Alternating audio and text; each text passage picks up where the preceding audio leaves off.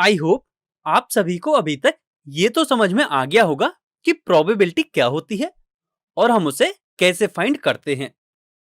इस वीडियो में हम प्रोबेबिलिटी को एक दूसरे तरीके से पढ़ने वाले हैं, which is axiomatic approach to probability. इसे भी हम सेम एग्जाम्पल से समझते हैं, जिसमें हमने एक डाई को थ्रो किया है तो उसका सैंपल स्पेस क्या होता है एंड सैंपल स्पेस में नंबर ऑफ एलिमेंट्स कितने होते हैं यह हमें पता है।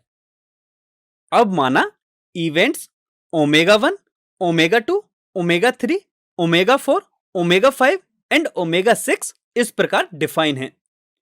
हम यहां देख सकते हैं कि ये सभी इवेंट्स सैंपल स्पेस के एलिमेंट्री इवेंट्स हैं।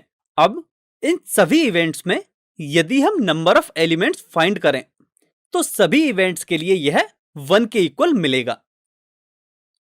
अब हम प्रत्येक एलिमेंट्री इवेंट की प्रोबेबिलिटी फाइंड करेंगे तो यह हमें सभी इवेंट्स के लिए 1/6 के इक्वल मिलेगी। अब यदि हम इन प्रोबेबिलिटीज का सम करें तो यह हमें 1 के इक्वल मिलती है। तो यहां से हम यह कंक्लूड कर सकते हैं कि किसी सैंपल स्पेस के सभी एलिमेंट्री ऑपरेशंस की प्रोबेबिलिटीज का सम ऑलवेज 1 के इक्वल होता है। अब माना एक इवेंट ई इस प्रकार है कि डाई पर ऑड नंबर अपीयर हो, तब event E set of 1, 3 and 5 के इक्वल होगा। अब यदि हम इस इवेंट की प्रोबेबिलिटी फाइंड करें तो यह हमें 1/2 के इक्वल मिलेगी। अभी हमने देखा था कि इस रैंडम एक्सपेरिमेंट के प्रत्येक एलिमेंट्री इवेंट की प्रोबेबिलिटी 1/6 के इक्वल मिली थी। अब यदि हम इस इवेंट ई के प्रत्येक एलिमेंट की प्रोबेबिलिटी को ऐड करें, यानी कि P of 1 plus P of 3 plus P of 5 find करें, तो यह हमें इन एलिमेंट्री इवेंट्स की प्रोबेबिलिटी के एडिशन के इक्वल मिलेगी, जिसे सॉल्व करने पर हमें 1/2 मिलेगा। यदि हम यहां इन दोनों को कंपेयर करें तो हम कह सकते हैं कि P of E is equal to P of 1 plus P of 3 plus P of 5। So हम यहां से यह कंक्लूड कर सकते हैं कि किसी इवेंट E की प्रोबेबिलिटी उस इवेंट में प्रेजेंट एलिमेंट्री इवेंट्स की प्रोबेबिलिटी के एडिशन के इक्वल होती है। आई होप प्रोबेबिलिटी फाइंड करने की यह अप्रोच आपको अच्छी तरह से समझ में आ गई होगी। तो चलिए अब एक कंसेप्ट टेस्ट सॉल्व करते हैं। इसमें हमें दिया गया है कि एक सैंपल स्पेस S में 7 एलिमेंट्री इवेंट्स हैं। यहां हमें assignments A, B and C के करस्पॉन्डिंग इन एलिमेंट्री इवेंट्स की प्रोबेबिलिटी गिवन है। अब हमें यह फाइंड करना है कि इन असाइनमेंट्स में से कौन सा वैलिड है एंड कौन सा नहीं। सो अब आप इस क्वेश्चन को खुद से सॉल्व करने की ट्राई कीजिए।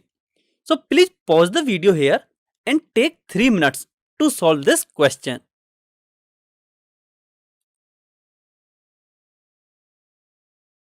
आई होप आप सभी ने इस क्वेश्चन को सॉल्व कर लिया होगा। तो चलिए अब इसका सॉल्यूशन डिस्कस करते हैं। अभी हमने सीखा है कि सैंपल स्पेस में डिफाइन सभी एलिमेंट्री इवेंट्स की प्रोबेबिलिटीज का सम 1 के इक्वल होता है। सो अब हमें assignments A, B and C के एलिमेंट्री इवेंट्स की प्रोबेबिलिटीज का सम फाइंड करना है। यदि यह सम 1 के इक्वल मिलता है तो असाइनमेंट वैलिड होगा, अदरवाइज नहीं।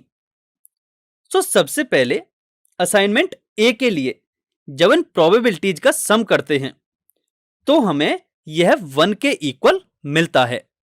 दैट मीन्स हम यहां से कह सकते हैं कि असाइनमेंट A वैलिड है। अब यदि हम असाइनमेंट B के लिए देखें तो जब हम इसमें एलिमेंट्री इवेंट्स की प्रोबेबिलिटीज का सम फाइंड करेंगे तो यह भी हमें 1 के इक्वल मिलता है। सो हम कह सकते हैं कि असाइनमेंट B भी वैलिड है। अब असाइनमेंट C के लिए देखते हैं।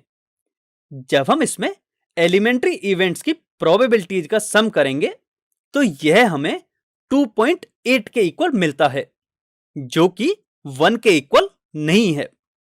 सो हम कह सकते हैं कि असाइनमेंट सी वैलिड नहीं होगा।